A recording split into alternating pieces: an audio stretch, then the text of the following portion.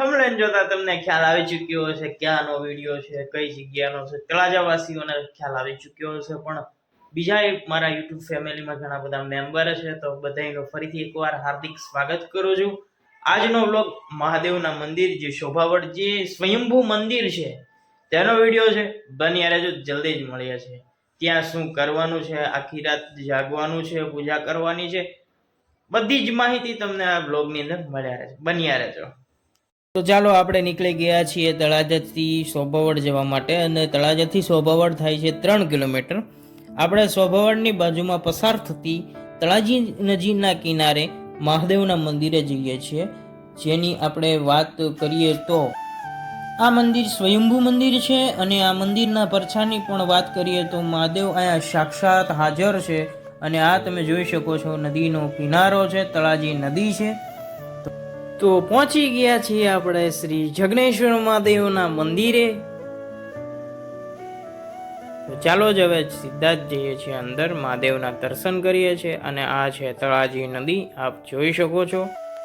હાલમાં મંદિરનું પટાંગણ અવળું છે, અને થોડાક સમયની અંદર જ આ મંદિરનું પટાંગણ બહુ મોટું થવા જઈ રહ્યું છે. એટલે કે તો ગામના અને આજુબાજુના લોકો દ્વારા તેમને નવનિર્માણ કરવામાં આવી રહ્યું છે. મંદિરના જે દ્રશ્યો છે તમે જોઈ શકો છો. જગનેશ્વર મહાદેવના મંદિરના સાનિધ્યની અંદર આપણે પહોંચી ગયા છીએ, અને તેમાં જૂનામાં જૂનો આમ કહેવાય ને હજારો વર્ષ જૂનો વડલો પણ છે, પીપળો પણ છે. અને આ મહાદેવનું મંદિરનું સાનિધ્ય હાલમાં આવડું છે, અને નવનિર્માણ થશે એટલે મંદિર બહુ મોટું વિશાળ થવા જઈ રહ્યું છે. આ પીપળો છે ત્યાં પણ શિવના ઉપાસક અને વાહન એવા નંદી મહારાજ ઉપસ્થિત છે, તમે જોઈ શકો છો. તો ચાલો હું દર્શન કરી લઉં, અને સાથે તમને પણ દર્શન કરાવી દઉં, અને અહીંની થોડી માહિતી તમને હું આપવાની ટ્રાય કરીશ. તો બન્યા રહેજો, સ્કીપ ના કરશો. હર હર મહાદેવ. તળાજાની અંદર ટોટલ 20 જેટલા મહાદેવના મંદિર આવેલા છે, જેમાંથી તળાજી અને શેત્રુજી નદીના કિનારે ટોટલ 5 મહાદેવના મંદિર છે. તેમાંથી એક મહાદેવનું મંદિર એટલે જગનેશ્વર મહાદેવ, જે મંદિર સ્વયંભૂ છે, પોતે જ અહીંયા લિંગ પ્રગટ થઈ છે, એટલે કે મહાદેવ પોતે જ અહીંયા પ્રગટ થયા છે, તેમાંનું આ મંદિર. નમસ્કાર દોસ્તો, દર્શન તમને કરાવી ચૂક્યો છું. આ છે જગનેશ્વર મહાદેવનું મંદિર. અમાસની પહેલા જે પ્રદોષ પૂજા આવે છે, શિવરાત્રી આવે છે, તેનો જે પૂજા કરી અમે અમારું જે ગ્રુપ સર્કલ છે જે પૂજા કરીએ છીએ તે હવે આ બ્લોગમાં જ દેખાડવામાં આવશે. તો બન્યા રહેજો. તો ફટાફટ જઈએ છીએ ઘરે, અને સાંજે મળીએ છીએ પ્રદોષ પૂજામાં. બન્યા રહેજો.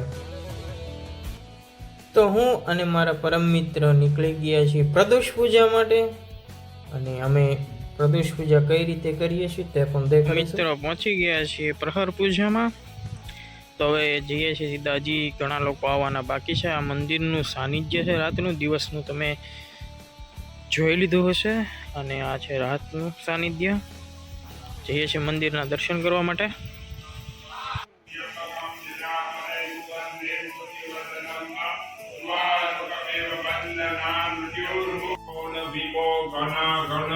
सुवर्णश्चरेखणीनाम संक्रन्दनो निमिक एकविरः शतं भूसेन अजयसाकमिन्द्रः संक्रन्दनेन निमिकेन जिष्णुना हुकारेण दुश्रवणेन जिष्णुना तदिन्द्रेण जयत तत्सः.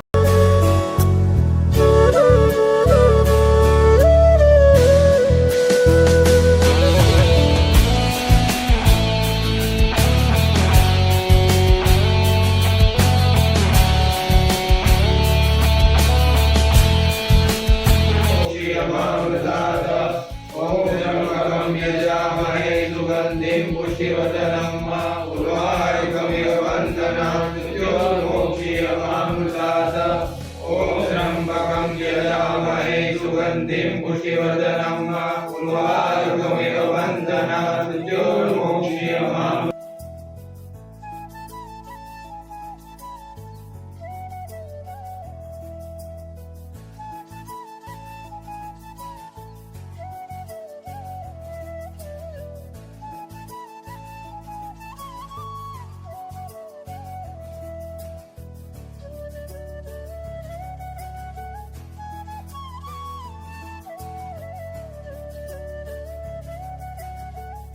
वतेभ्यो दश प्राचर दश दक्षिणा दश पदेजे दिशो देजे दिशो द्वातेभ्यो नमोस्तु ते नमो ते नमो मृडेन्द्र दधन कुमार दशनो दशमे कांजम मेदवा नमोस्तु भजन त्रिष्टि कामदिक वतेभ्यो दश प्राचर दश दक्षिणा दश पदेजे दिशो देजे दिशो द्वातेभ्यो नमोस्तु ते नमो ते नमो मृडेन्द्र दधन कुमार दशनो दशमे कांजम मेदवा नमोस्तु भजन प्रतिवेद कामन्नमे वतेभ्यो दश प्राचर दश दक्षिणा दश पदेजे दशो देजे दिशो द्वातेभ्यो नमोस्तु ते नमो मृडेन्द्र दधन कुमार दशनो दशमे कांजम मेदवा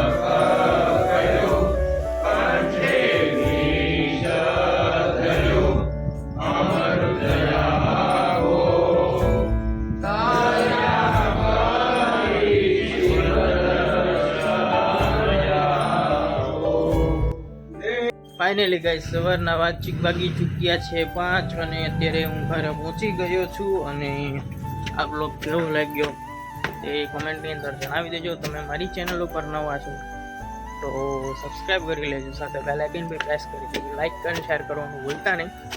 અને તમને વિધિ વિધાન જે પૂજા થાય છે, જે આરતી થાય છે, પ્રહર પૂજા કઈ રીતે હોય છે, પ્રદોષ પૂજા કઈ રીતે હોય છે, શિવલિંગનો ઇતિહાસ તમને જણાવી ચૂક્યો છું.